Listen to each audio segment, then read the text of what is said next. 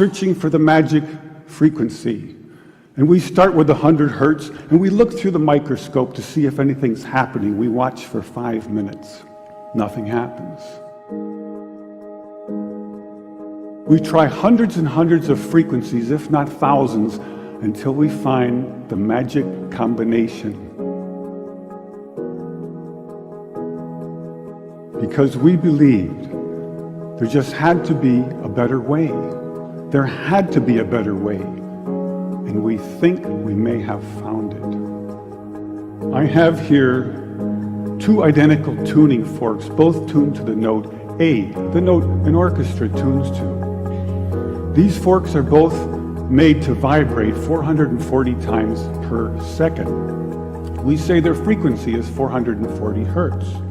If I tap this fork, putting little pulses of energy into it, the second fork will also vibrate in sympathy.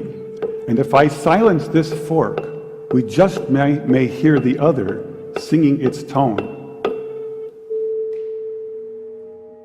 We say that I'm inducing a sympathetic resonant vibration in the second fork.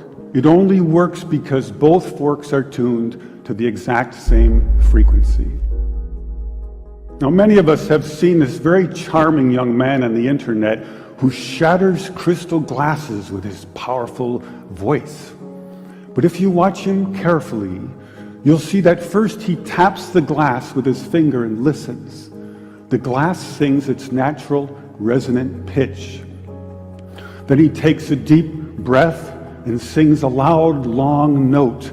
He induces a resonant vibration in the crystal glass. The vibration grows larger and larger and larger until the glass is shattered. On the other end of the scale, we have a giant bridge made out of concrete and steel, a suspension bridge, the Tacoma Narrows Bridge.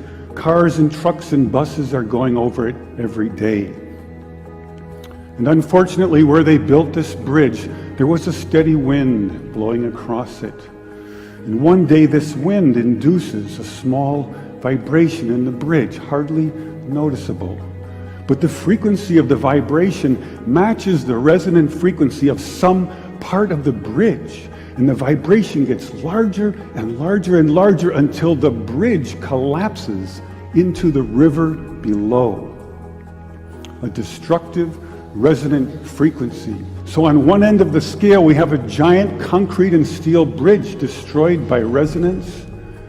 And on the other, we have a small crystal glass shattered.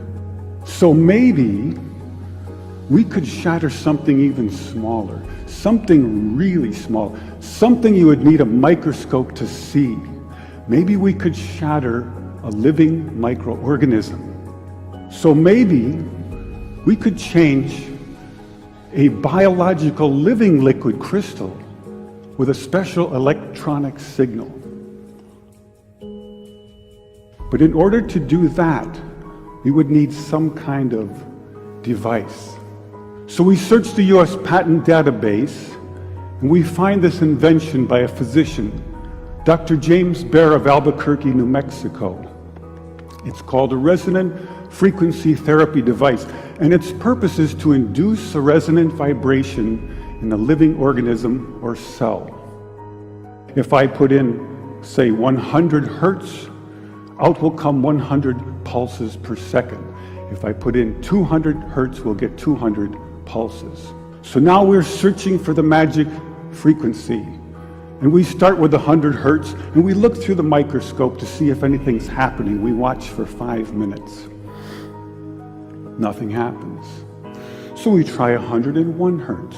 We look through the scope for 5 minutes, and nothing happens. So we try 102, 103, and so on. Over the course of 15 months, we try hundreds and hundreds of frequencies, if not thousands, until we find the magic combination. The answer is you have to have 2 input frequencies, one low, one high, and the higher frequency must be 11 times the lower. It's what we musicians would call the 11th harmonic. And when we add the 11th harmonic, we begin to shatter microorganisms like a crystal glass. These are the first videos taken. We showed these videos to our friends in the biology department. They said they hadn't seen anything quite like it. Seems to be a new phenomenon. These organisms are being shattered by our electronic signals. We now know that cancer is vulnerable between the frequencies of 100,000 hertz and 300,000 hertz. So now we attack leukemia cells. Leukemia cell number 1 tries to grow a copy of itself, but the new cell is shattered into dozens of fragments and scattered across the slide. Leukemia cell number 2 then hyperinflates and also dies. Leukemia cell number 3 then tries to make another cancer cell. The new cell is shattered and the original cell dies.